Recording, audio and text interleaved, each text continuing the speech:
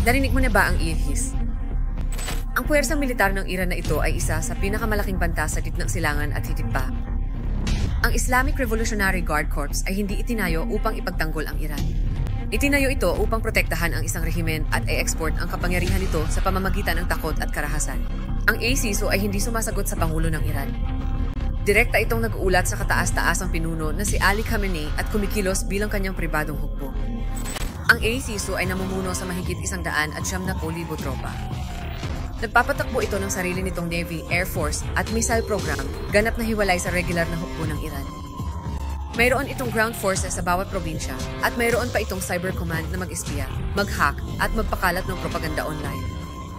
Ngunit ang pag-abot nito ay malayo sa Iran. Ang ACISO ay lumikha ng isang sangay na tinatawag na Quds Force. Ang kanilang trabaho ay export ang takot.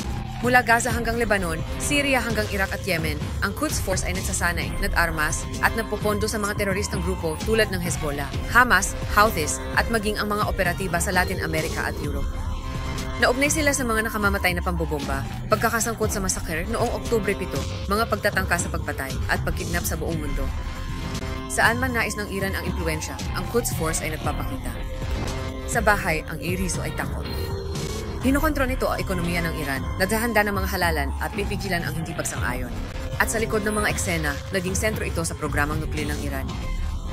Ang ISIS at Quds Force ay hindi lamang militar ng Iran. Sila ang makina nito ng terorismo. Ngayon, alam mo na kung sino ang ISIS at kung bakit sila dapat itigil. Narinig mo na ba ang ISIS? Ang puwersang militar ng Iran na ito ay isa sa pinakamalaking banta sa gitnang silangan at higit pa. Ang Islamic Revolutionary Guard Corps ay hindi itinayo upang ipagtanggol ang Iran. Itinayo ito upang protektahan ang isang rehimen at i-export ang kapangyarihan nito sa pamamagitan ng takot at karahasan. Ang ACISO ay hindi sumasagot sa Pangulo ng Iran. Direkta itong nag-uulat sa kataas-taasang pinuno na si Ali Khamenei at kumikilos bilang kanyang pribadong hukbo. Ang ACISO ay namumuno sa mahigit 100,000 tropa. Nagpapatakbo ito ng sarili nitong Navy, Air Force at missile program, ganap na hiwalay sa regular na hukbo ng Iran. Mayroon itong ground forces sa bawat probinsya at mayroon pa itong cyber command na mag-espiya, mag-hack at magpakalat ng propaganda online. Ngunit ang pag-abot nito ay malayo sa Iran. Ang ACISO ay lumikha ng isang sangay na tinatawag na Quds Force. Ang kanilang trabaho ay export ang takot. Mula Gaza hanggang Lebanon, Syria hanggang Iraq at Yemen, ang Quds Force ay nagsasanay, nag-armas, at nagpopondo sa mga teroristang grupo tulad ng Hezbollah, Hamas, Houthis, at maging ang mga operatiba sa Latin America at Europe. Naugnay sila sa mga nakamamatay na pambobomba, pagkakasangkot sa massacre noong Oktubre 7, mga pagtatangka sa pagpatay, at pagkidnap sa buong mundo. Saan man nais ng Iran ang impluensya, ang Quds Force ay nagpapakita. Sa bahay, ang IRISO ay takot. Hinokontrol nito ang ekonomiya ng Iran, naghahanda ng mga halalan at pipigilan ang hindi pagsang-ayon. At sa likod ng mga eksena, naging sentro ito sa programang nuklear ng Iran. Ang ISIS at Quds Force ay hindi lamang militar ng Iran. Sila ang makina nito ng terorismo. Ngayon, alam mo na kung sino ang ISIS at kung bakit sila dapat itigil. Narinig mo na ba ang ISIS? Ang puwersang militar ng Iran na ito ay isa sa pinakamalaking banta sa gitnang silangan at higit pa. Ang Islamic Revolutionary Guard Corps ay hindi itinayo upang ipagtanggol ang Iran. Itinayo ito upang protektahan ang isang rehimen at i-export ang kapangyarihan nito sa pamamagitan ng takot at karahasan. Ang ACISO ay hindi sumasagot sa Pangulo ng Iran. Direkta itong nag-uulat sa kataas-taasang pinuno na si Ali Khamenei at kumikilos bilang kanyang pribadong hukbo. Ang ACISO ay namumuno sa mahigit 100,000 tropa. Nagpapatakbo ito ng sarili nitong Navy, Air Force at missile program, ganap na hiwalay sa regular na hukbo ng Iran. Mayroon itong ground forces sa bawat probinsya at mayroon pa itong cyber command na mag-espiya, mag-hack at magpakalat ng propaganda online. Ngunit ang pag-abot nito ay malayo sa Iran. Ang ACISO ay lumikha ng isang sangay na tinatawag na Quds Force. Ang kanilang trabaho ay export ang takot. Mula Gaza hanggang Lebanon, Syria hanggang Iraq at Yemen, ang Quds Force ay nagsasanay, nag-armas, at nagpopondo sa mga teroristang grupo tulad ng Hezbollah, Hamas, Houthis, at maging ang mga operatiba sa Latin America at Europe. Naugnay sila sa mga nakamamatay na pambobomba, pagkakasangkot sa massacre noong Oktubre 7, mga pagtatangka sa pagpatay, at pagkidnap sa buong mundo. Saan man nais ng Iran ang impluensya, ang Quds Force ay nagpapakita. Sa bahay, ang IRISO ay takot. Hinokontrol nito ang ekonomiya ng Iran, naghahanda ng mga halalan at pipigilan ang hindi pagsang-ayon. At sa likod ng mga eksena, naging sentro ito sa programang nuklear ng Iran.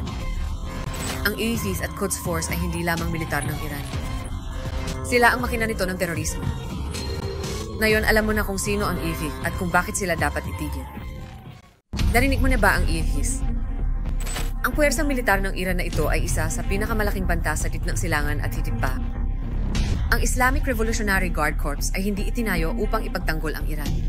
Itinayo ito upang protektahan ang isang rehimen at i-export ang kapangyarihan nito sa pamamagitan ng takot at karahasan. Ang ACSO ay hindi sumasagot sa Pangulo ng Iran.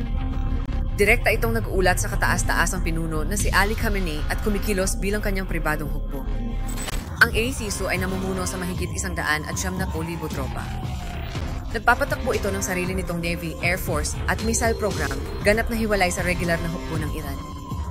Mayroon itong ground forces sa bawat probinsya at mayroon pa itong cyber command na mag-espiya, mag-hack at magpakalat ng propaganda online.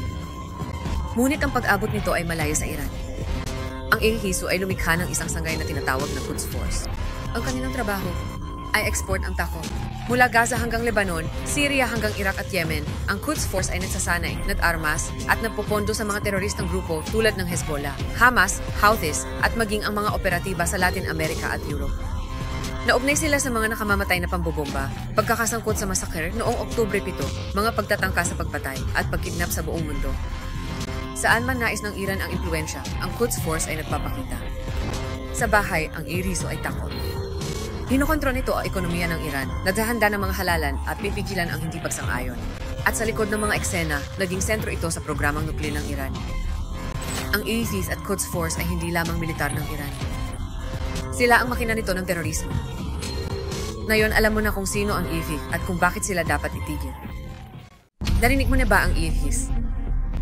Ang puwersang militar ng Iran na ito ay isa sa pinakamalaking banta sa gitnang silangan at higit pa. Ang Islamic Revolutionary Guard Corps ay hindi itinayo upang ipagtanggol ang Iran. Itinayo ito upang protektahan ang isang rehimen at i-export ang kapangyarihan nito sa pamamagitan ng takot at karahasan. Ang ACSO ay hindi sumasagot sa Pangulo ng Iran. Direkta itong nag-uulat sa kataas-taasang pinuno na si Ali Khamenei at kumikilos bilang kanyang pribadong hukbo. Ang ACSO ay namumuno sa mahigit 100,000 tropa. Nagpapatakbo ito ng sarili nitong Navy, Air Force at missile program, ganap na hiwalay sa regular na hukbo ng Iran. Mayroon itong ground forces sa bawat probinsya at mayroon pa itong cyber command na mag-espiya, mag-hack at magpakalat ng propaganda online. Ngunit ang pag-abot nito ay malayo sa Iran. Ang ACSO ay lumikha ng isang sangay na tinatawag na Quds Force. Ang kanilang trabaho ay export ang tako. Mula Gaza hanggang Lebanon, Syria hanggang Iraq at Yemen, ang Quds Force ay nagsasanay, nag-armas at nagpopondo sa mga teroristang grupo tulad ng Hezbollah, Hamas, Houthis at maging ang mga operatiba sa Latin America at Europe. Naugnay sila sa mga nakamamatay na pambobomba, pagkakasangkot sa masakher noong Oktubre 7, mga pagtatangka sa pagpatay at pagkidnap sa buong mundo. Saan man nais ng Iran ang impluensya, ang Quds Force ay nagpapakita. Sa bahay, ang IRISO ay takot. Hinokontrol nito ang ekonomiya ng Iran, naghahanda ng mga halalan at pipigilan ang hindi pagsang-ayon. At sa likod ng mga eksena, naging sentro ito sa programang nuklear ng Iran. Ang ISIS at Quds Force ay hindi lamang militar ng Iran. Sila ang makina nito ng terorismo. Ngayon, alam mo na kung sino ang ISIS at kung bakit sila dapat itigil. Narinig mo na ba ang ISIS? Ang puwersang militar ng Iran na ito ay isa sa pinakamalaking banta sa gitnang silangan at higit pa. Ang Islamic Revolutionary Guard Corps ay hindi itinayo upang ipagtanggol ang Iran. Itinayo ito upang protektahan ang isang rehimen at i-export ang kapangyarihan nito sa pamamagitan ng takot at karahasan. Ang ACSO ay hindi sumasagot sa Pangulo ng Iran. Direkta itong nag-uulat sa kataas-taasang pinuno na si Ali Khamenei at kumikilos bilang kanyang pribadong hukbo. Ang ACSO ay namumuno sa mahigit 100,000 tropa. Nagpapatakbo ito ng sarili nitong Navy, Air Force at missile program, ganap na hiwalay sa regular na hukbo ng Iran. Mayroon itong ground forces sa bawat probinsya at mayroon pa itong cyber command na mag-espiya, mag-hack at magpakalat ng propaganda online. Ngunit ang pag-abot nito ay malayo sa Iran. Ang ACSO ay lumikha ng isang sangay na tinatawag na Quds Force. Ang kanilang trabaho ay export ang tako. Mula Gaza hanggang Lebanon, Syria hanggang Iraq at Yemen, ang Quds Force ay nagsasanay, nag-armas at nagpopondo sa mga teroristang grupo tulad ng Hezbollah, Hamas, Houthis at maging ang mga operatiba sa Latin America at Europe. Naugnay sila sa mga nakamamatay na pambobomba, pagkakasangkot sa massacre noong Oktubre 7, mga pagtatangka sa pagpatay at pagkidnap sa buong mundo. Saan man nais ng Iran ang impluensya, ang Quds Force ay nagpapakita. Sa bahay, ang iriso ay takot. Hinokontrol nito ang ekonomiya ng Iran, naghahanda ng mga halalan at pipigilan ang hindi pagsang-ayon. At sa likod ng mga eksena, naging sentro ito sa programang nuklear ng Iran. Ang ISIS at Quds Force ay hindi lamang militar ng Iran. Sila ang makina nito ng terorismo. Ngayon alam mo na kung sino ang ISIS at kung bakit sila dapat itigil.